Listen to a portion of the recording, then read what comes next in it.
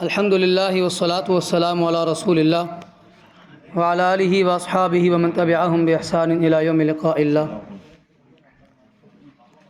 الحمد للہ آج ہم نے 13واں پارہ اس کی تلاوت اور سماعت مکمل کی ہے۔ دعا ہے کہ اللہ کریم ہماری اس تلاوت اور سماعت کو قبول فرمائے۔ اس 13ویں پارے کے اندر جو احکامات بیان کیے گئے ہیں اور اس کے اندر جو بنیادی باتیں بیان کی گئی ہیں، اس سے پہلے یہ جاننا ضروری ہے کہ اس کے اندر سورت کون کون سی سورت کا تذکرہ ہے۔ سورہ یوسف کا بقیہ حصہ، سورہ رعد مکمل اور سورہ ابراہیم مکمل۔ اس اعتبار سے اس پارے کے اندر تقریباً 2.5 سورتوں کا ایک جز موجود ہے۔ تو جو کیفیت اللہ تعالیٰ نے یہاں پر ذکر فرمائی ہے، وہ 13ویں پارے کے اندر جو بقیہ حصہ ہے سورہ یوسف کا، اس کو اگر ہم دیکھیں تو سورہ یوسف سے جو اسباق ہمیں حاصل ہوتے ہیں وہ کیا ہے۔ سورہ یوسف جو ہے وہ کتنی زبردست قسم کی سورہ ہے کہ آپ دیکھیے کہ حضرت یوسف علیہ السلام یعقوب علیہ السلام کے بیٹے ہیں، اور یعقوب علیہ السلام کے 12 بیٹے تھے۔ تو 12 بیٹوں میں سے جو 10 بیٹے تھے انہوں نے حسد کیا حضرت یوسف علیہ السلام کے ساتھ۔ تو ان کے جو باقی بھائی تھے انہوں نے جو ہے وہ اس بات پر حسد کیا کہ انہوں نے خواب دیکھا تھا۔ خواب یہ تھا کہ 11 ستارے، ایک چاند اور ایک سورج جو ہے، وہ انہوں نے کہا کہ ابا جان میں نے دیکھا خواب میں کہ مجھے سجدہ کر رہے ہیں۔ تو یعقوب علیہ السلام کو علم ہو گیا کہ بھئی میرا یہ جو بیٹا ہے یہ بڑا غیر معمولی ہے، اور یقیناً نبوت کا جو سلسلہ ہے وہ اسی کے اوپر جاری رہے گا۔ تو انہوں نے کہا کہ بھئی اپنا یہ خواب جو ہے نا وہ اپنے بیٹوں کو نہ سنانا، میرے اپنے بھائیوں کو نہ بتانا کہ وہ حسد کریں گے تم سے۔ لیکن ان میں سے کسی نے سن لیا اور انہوں نے پھر حسد کرنا شروع کر دیا۔ تو ایک یہ واقعہ ہوا۔ پھر اس کے بعد انہوں نے والد کو تفریح کا کہہ کر یوسف علیہ السلام کو جنگل میں لے گئے، وہاں جا کر ان کو کنویں میں ڈال دیا۔ وہاں سے ایک قافلہ گزرا، انہوں نے پانی نکالنے کے لیے کنویں میں ڈول ڈالا تو اندر سے یوسف علیہ السلام نکل آئے۔ تو قافلے والوں نے مصر جا کر بیچ دیا۔ تو عزیز مصر نے خرید کر اپنے گھر میں رکھ لیا۔ جوان ہوئے تو عزیز مصر کی بیوی وہ آپ پر فریفتہ ہو گئی، آپ کو اپنی طرف مائل کرنے لگی، اور اس کے بعد اس نے برائی کی دعوت دی تو آپ نے اس برائی کی دعوت کو ٹھکرا دیا۔ عزیز مصر نے بدنامی سے بچنے کے لیے آپ کو جیل میں ڈلوا دیا، اور قید خانے کے اندر پھر جب آپ پہنچے تو آپ نے وہاں پر توحید کی دعوت کا سلسلہ جاری رکھا، اور اس کی وجہ سے قیدی آپ کی عزت کرنے لگے۔ قیدیوں کو آپ نے ان کے خواب کی تعبیر بتائی۔ پھر بادشاہ وقت کو خواب آیا، اور اس کی تعبیر بتانے کی وجہ سے آپ جو ہے وہ اس کی نظروں میں آ گئے، اس کو پسند آنے لگے، اور پھر اس نے مصر کے تمام خزانے آپ کے حوالے کر دیے۔ تو اس طرح آپ جو ہے وہ خود مختار وزیر بن گئے اور مصر، اور پھر اس کے بعد گرد و پیش میں جو قحط آیا، جو خواب دیکھا تھا وہ خواب سچا ثابت ہو گیا، تو قحط آ گیا۔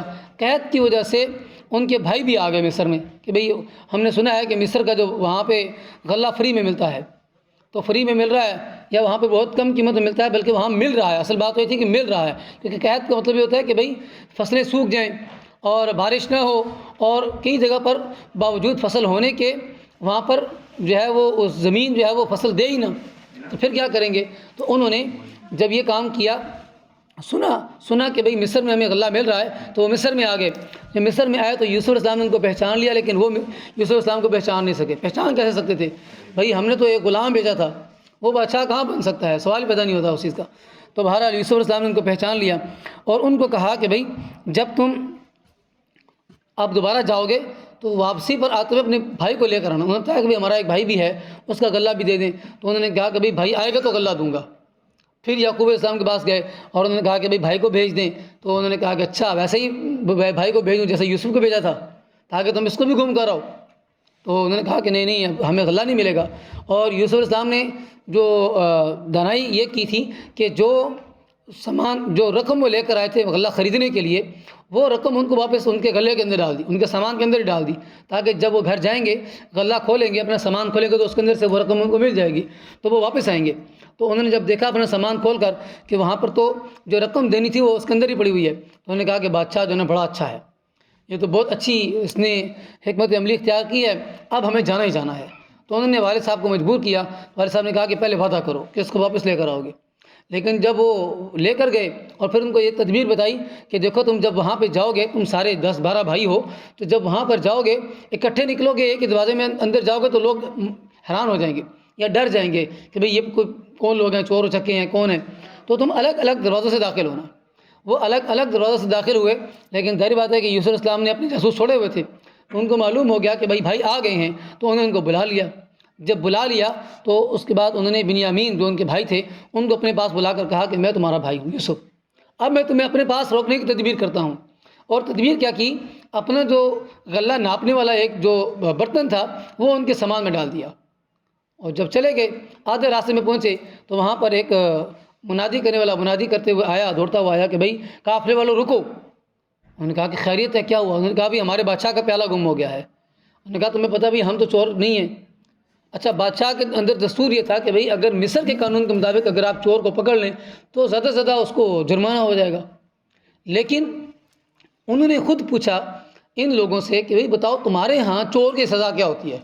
انہوں نے کہا ہمارے ہاں تو چور کی سزا یہ ہوتی ہے اگر چوری کا سامان اس کے اندر سے نکل آئے تو وہ غلام بنا لیا جاتا ہے، یعنی وہ اسی کا ہو جاتا ہے جس کا سامان ہے۔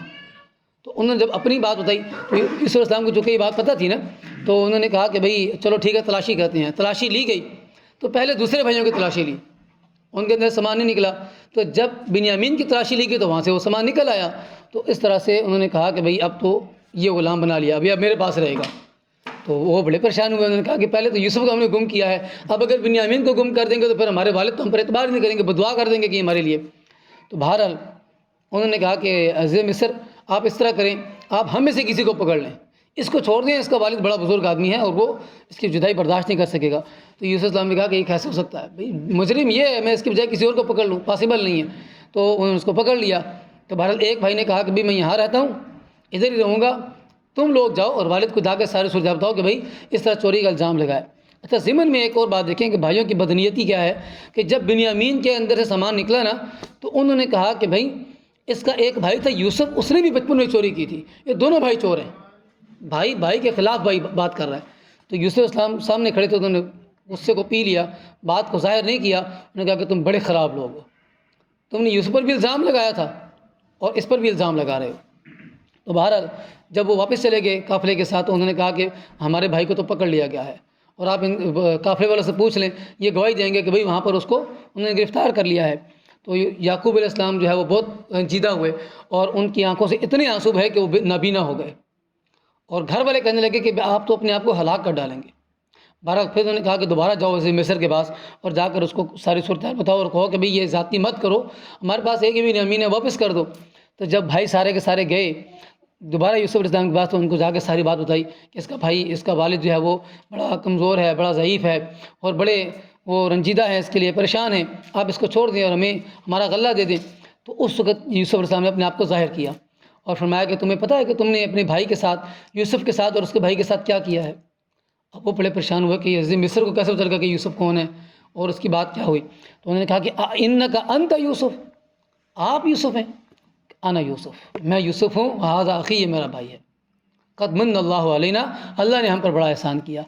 تو پھر وہ بڑے پریشان ہوئے، انہوں نے کہا کہ بھئی ہم سے بڑی غلطی ہو گئی، تاللہ لقد آثرک اللہ علینا، بے شک اللہ تعالیٰ نے آپ کو ہمارے اوپر ترجیح دے دی، آپ آگے نکل گئے، ہم نے آپ کو مان لیا۔ تو انہوں نے اس وقت کہا کہ لا تثریب علیکم اليوم، تم پر کوئی گرفت نہیں ہے، اذهبوا بقمیصی، یہ میری قمیص لے جاؤ۔ اب دیکھیں اللہ تعالیٰ کی قدرت ہے، یوسف علیہ السلام جب کنویں میں تھے تو خود یوسف علیہ السلام کنویں میں تھے تو اس وقت یعقوب کو خوشبو نہیں آئی، لیکن اب انہوں نے کہا کہ میری یہ قمیص لے کر جاؤ، تو قمیص نکلی ہے مصر سے، تو یعقوب علیہ السلام کو کنعان کے اندر خوشبو آ گئی۔ قدرت ہے نا اللہ تعالیٰ کی، پہلے خود یوسف موجود تھے، بالکل پاس تھے، لیکن کوئی خوشبو نہیں آئی، لیکن جب اللہ تعالیٰ کا فیصلہ آ گیا تو کرتے سے خوشبو آ گئی، اور کرتا ابھی مصر میں ہے، وہ کنعان میں بیٹھے ہیں، اتنے دور کا فاصلہ ہے لیکن قدرت کی بات ہے۔ تو بہرحال جب وہ آیا خوشخبری دینے والا، اس سے پہلے یعقوب علیہ السلام نے کہا تھا کہ مجھے یوسف کی خوشبو آ رہی ہے، تو گھر والوں نے کہا کہ پاگل ہو گیا بزرگ جو ہے نا، بس اب یہ بالکل گزر گئے ہیں عقل سے، اس لیے کہ بھائی یوسف کہاں اور یوسف کی خوشبو کہاں۔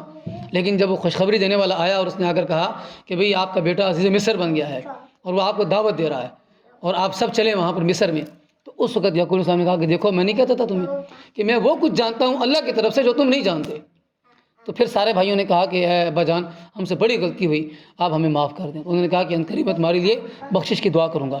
پھر بہرحال یعقوب علیہ السلام آئے اور وہاں پر ان کا بڑا اچھا استقبال ہوا اور اس کے بعد پھر تو اس کے بعد جو ہے جب یوسف علیہ السلام کے سامنے سارے کے سارے سجدہ ریز ہو گئے، تو وہاں پر یوسف علیہ السلام نے کہا کہ ابا جان دیکھ لیجئے، یہ اس خواب کی تعبیر ہے جو میں نے بچپن میں دیکھا تھا۔ پھر وہاں پر یوسف علیہ السلام نے ایک دعا کی کہ رب قد آتیتنی من الملک وعلمتنی من تأویل الاحادیث فاطر السماوات والارض انت ولی فی الدنیا والآخرہ توفنی مسلما والحقنی بالصالحین۔ اے اللہ تو نے مجھے دنیا کے اندر اتنی عزت عطا کی ہے، اے اللہ تو مجھے موت بھی مسلمانی کی حالت میں دینا اور مجھے صالحین میں شامل کر دینا۔ تو بہرحال یہ سارا قصہ آ گیا، تو اس وقت سارے بنی اسرائیل وہاں سے نکلے تھے اور مصر میں آ کر آباد ہو گئے تھے۔ اس کے بعد اس کے جو قصے کے اندر جو کچھ باتیں ہیں عبرت کی، یاد رکھیے کہ مصیبت کے بعد راحت ہے۔ یوسف علیہ السلام نے کتنی مشقت اٹھائی لیکن پھر ان کو راحت مل گئی۔ حسد جو ہے خوفناک بیماری ہے، بھائیوں نے حسد کیا تو قیامت تک کے لیے اب قرآن پاک میں ذکر آ گیا کہ کتنے حاسد بھائی تھے، اپنے بھائی کے ساتھ حسد کیا۔ حسد نہیں کرنا چاہیے، اچھے اخلاق ہر جگہ پہ کام آتے ہیں۔ یا یوسف علیہ السلام نے اچھے اخلاق کے ساتھ کام کیا۔ پھر اس کے بعد دیکھیے کہ پاک دامنی تمام بھلائیوں کا سرچشمہ ہے۔ اگر آپ اپنے آپ کو پاک دامن رکھیں گے، غلط راستے پر نہیں چلیں گے، اپنی خواہش کو غلط طریقے پر پورا نہیں کریں گے، نامحرم مرد اور عورت کا اختلاط تنہائی کے اندر نہیں ہونا چاہیے۔ پھر آگے دیکھیں کہ اگر تنہائی میں کوئی برائی آپ کو برائی کی طرف مائل کرنا چاہے تو ایمان اگر ہو تو ایمان کی برکت سے جو معصیت ہے، مصیبت ہے، وہ آسان ہو جاتی ہے۔ ایمان نہ ہو تو پھر انسان مصیبت میں گرفتار ہو جاتا ہے۔ پھر یاد رکھیے کہ معصیت پر مصیبت کو ترجیح دینی چاہیے، اس لیے کہ جب عزیز مصر کی بیوی نے کہا تھا نا کہ اگر یہ میری بات نہیں مانے گا تو اس کو جیل میں ڈال دوں گی، تو اس وقت یوسف السلام نے کہا کہ مجھے جیل زیادہ پسندیدہ ہے، میں جیل میں جانا مجھے زیادہ ٹھیک ہے، میں جیل میں جاتا ہوں۔ تو دیکھیں معصیت کے اوپر مصیبت کو ترجیح دے دی، معصیت نہیں کی، نافرمانی نہیں کی۔ پھر دیکھیے داعی جو ہوتا ہے نا وہ ہر جگہ پر دعوت دیتا ہے۔ یوسف علیہ السلام نے جیل کے اندر جا کر بھی دین کی دعوت پیش کی، اور پھر جو حق پر تھا اس کے سب نے شہادت دی، اور اللہ تعالیٰ نے خود حضرت یوسف علیہ السلام کو عزیز مصر کی بیوی سے اور عورتوں سے اور پھر باقی تمام معاملات سے بچا لیا۔ تو بہرحال یہ یوسف علیہ السلام کے قصے کے اندر ہمارے لیے بہترین نمونہ ہے۔ اس کے بعد سورہ جو رعد ہے اور سورہ ابراہیم ہے، دونوں مکی صورتیں ہیں چونکہ، تو اس رعد جو ہے مدنی صورت ہے۔ اس کے اندر اللہ تعالیٰ نے جو باتیں بیان فرمائی ہیں وہ ہے، سب سے پہلی بات ہے اس کے اندر تو قرآن کریم کی حقانیت۔ قرآن کریم جو ہے اس کی حقانیت کو ذکر کیا گیا ہے۔ نمبر 2 توحید کو ذکر کیا گیا ہے، پھر قیامت کا ذکر کیا گیا ہے، پھر رسالت کا ذکر کیا گیا ہے، پھر متقین کی 8 صفات اور جو شقی اور بدبخت لوگ ہیں ان کی 3 علامات ذکر کی گئی ہیں۔ تو جو 8 صفات ذکر کی گئی ہیں ان کا ذکر آپ دیکھ لیجئے کہ اللہ تعالیٰ جو ہے وہ ہمیں بتاتا ہے کہ جو کچھ بھی تم دنیا کے اندر اختیار کرو گے اس کا تمہیں حساب دینا پڑے گا، جو کچھ بھی ہے اچھائی ہے یا برائی ہے۔ اس لیے اپنے آپ کو بالکل خیال رکھو۔ ان میں سے دیکھیں وعدے کو پورا کرنا، میثاق کو نہ توڑنا، صلہ رحمی کرنا، اللہ سے ڈرتے رہنا، حساب سے ڈرتے رہنا، اور جو بھی آپ کو تکلیف آئے اس میں اللہ کی رضا کے لیے صبر کرنا، نماز قائم کرنا، اللہ کے راستے میں خرچ کرنا، چھپ کر بھی اور اعلانیہ طور پر بھی۔ کچھ لوگ کہتے ہیں کہ بس ہم خرچ کر رہے ہیں، ہمارے خرچ کا کسی کو پتہ نہیں لگنا چاہیے۔ بھئی اللہ تعالیٰ فرما رہا ہے کہ چھپ کر بھی خرچ کرو اور علی اعلان بھی خرچ کرو، تاکہ دوسرے لوگوں کو بھی اس سے جو ہے وہ حوصلہ افزائی ہو۔ اور فرمایا کہ جب یہ سارے کام کر لیں گے تو پھر ان کے لیے کیا ہوگا؟ ان کے لیے اللہ تعالیٰ فرشتوں کو بھیجے گا، اور فرشتے جب ان کو جنت میں لے جائیں گے اور ہر طرف سے ان کے اوپر سلامتی کی جو ہے وہ ندا آئے گی، سلام علیکم بما صبرتم فنعم عقبی الدار۔ اس کے بعد جو لوگ شقی ہیں، بدبخت ہیں، وہ اللہ کے وعدوں کو توڑتے ہیں، قطع رحمی کرتے ہیں اور زمین میں فساد برپا کرتے ہیں۔ یہ ان کی 3 بری باتیں جو ان کی ذکر کی گئی۔ نمبر 1 کیا ہے؟ وعدوں کو توڑتے ہیں، اللہ کے ساتھ جو وعدہ کیا ہوا اس کو توڑتے ہیں۔ نمبر 2 جن لوگوں کے ساتھ اللہ تعالیٰ نے جڑنے کا حکم دیا ہے ان سے قطع رحمی کرتے ہیں، رشتہ داروں کو، عزیزوں کو، اقارب کو، یتیموں کو، مسکینوں کو، ان کے ساتھ تعلق نہیں رکھتے، نیک لوگوں کے ساتھ تعلق نہیں رکھتے، قطع رحمی کرتے ہیں۔ اور تیسری چیز کیا ہے؟ زمین میں فساد برپا کرتے ہیں۔ تو یہ بدبخت لوگ ہیں۔ تو یہ سورہ رعد ہو گئی۔ اس کے بعد سورہ ابراہیم ہے۔ سورہ ابراہیم کے اندر اللہ تعالیٰ نے ایک تو ابراہیم علیہ السلام کا تذکرہ کیا اور اس سے پہلے موسیٰ علیہ السلام کا تذکرہ کیا، اور اس کے اندر جہنم کا تذکرہ کیا ہے کہ جہنم کے اندر جب ان کو ڈالا جائے گا تو جہنم کے اندر ان کو پیپ والا پانی پلایا جائے گا، اور وہ بھی گھونٹ گھونٹ کر کے پلایا جائے گا۔ ایسا نہیں کہ یک دم پلا دے گا، اتنا سخت اور کھولتا ہوا گرم پانی اور پیپ والا پانی کہ جس سے ان کے سب اندر سے جل جائیں گے۔ اور پھر یہاں پر یہ فرمایا کہ جب سارا امور کا فیصلہ ہو جائے گا تو پھر شیطان ان کو کہے گا کہ دیکھو اللہ کا وعدہ سچ ہو گیا۔ اور سارے شیطان کو دیکھیں گے نا جہنمی، شیطان کو برا بلا کہیں گے تو شیطان کہے گا فلا تلومونی، مجھے برا بلا مت کہو، لوموا انفسکم، اپنے آپ کو برا بلا کہو، ما انا بمصرخکم، میں نے تمہیں مجبور کیا تھا، میں نے کوئی ڈنڈے کے ساتھ تمہیں کہا تھا کہ کام کرو، ما انتم بمصرخی، تم نے مجھے مجبور نہیں کیا، میں نے تمہیں مجبور نہیں کیا، انی کفرت بما اشرکتمونی من قبل، میں تو تمہارے شرک کا انکار کرتا ہوں بھائی، میں نے تو تمہیں کچھ بات، میں نے صرف دانہ ڈالا تھا، تم خود آئے تھے اس میں پھنس گئے تھے۔ پھر اس کے بعد ایک اور بات ہمیں کہ دیکھو اللہ تعالیٰ کے نزدیک جو کلمہ طیبہ ہے نا، اس کی مثال اس درخت کی سی ہے کہ جو شجر طیبہ ہو، اس کی جڑیں مضبوط ہوں، اس کی شاخیں آسمان تک پہنچی ہوئی ہوں، اس کا پھل ہر طرف جب لوگوں کو دعوت دے رہا ہو۔ اور جو کلمہ خبیثہ ہے، بری بات ہے، اس کی مثال شجر خبیثہ ہے کہ جس کی کوئی جڑ نہیں ہوتی، جس کی کوئی پھل نہیں ہوتا، جس کی کوئی شاخیں نہیں ہوتی، اتنا یعنی جھاڑی کی طرح، کانٹے دار جھاڑی کی طرح کہ لوگ اس کو دیکھتے ہیں اور اس سے بچنے کی کوشش کرتے ہیں۔ تو یاد رکھو اپنی جو کلمہ نکلتا ہے تمہاری زبان سے اس کا خیال کیا کرو۔ اس کے بعد ابراہیم علیہ السلام کا تذکرہ کہ ابراہیم علیہ السلام نے دعا بھی کی، اپنی اولاد کو وہاں جا کر بسایا خانہ کعبہ کی اس ارد گرد میں، جبکہ کچھ بھی نہیں تھا وہاں پر، اور وہاں پر انہوں نے دعا کی کہ یا اللہ میں نے اپنی اولاد کو یہاں پر چھوڑ دیا ہے، تو اس آب و گیا زمین کو یا اللہ آباد کر دے اور لوگوں کا رخ اس طرف کر دے۔ اور پھر وہاں پر انہوں نے دعا کی رب اجعلنی مقیم الصلاۃ ومن ذریتی ربنا وتقبل دعاء ربنا اغفر لی ولوالدی وللمؤمنین یوم یقوم الحساب۔ یہ جو دعا ہم ہر نماز میں پڑھتے ہیں، یہاں پر اس دعا کا تذکرہ کیا گیا کہ اے اللہ تو مجھے اور میری اولاد کو نماز کے قائم کرنے والا بنا دے، اے اللہ میری ہر دعا کو قبول فرما لے، اے اللہ میری بخشش فرما، میرے والدین کی بخشش فرما، تمام مومنوں کی بخشش فرما قیامت کے دن تک۔ یہ ان کی دعا ہے۔ اس کے بعد فرمایا کہ آخر میں کہ دیکھو تم اللہ تعالیٰ کو غافل نہ سمجھو، اللہ تعالیٰ بے خبر نہیں ہے، جو تم عمل کرتے ہو وہ اللہ تعالیٰ ہر چیز کو جانتا ہے، اور اللہ تعالیٰ پھر ہر چیز کا حساب لینے والا ہے۔ اللہ تعالیٰ سے دعا ہے کہ اللہ تعالیٰ ہمیں عمل کرنے کی توفیق عطا فرمائے۔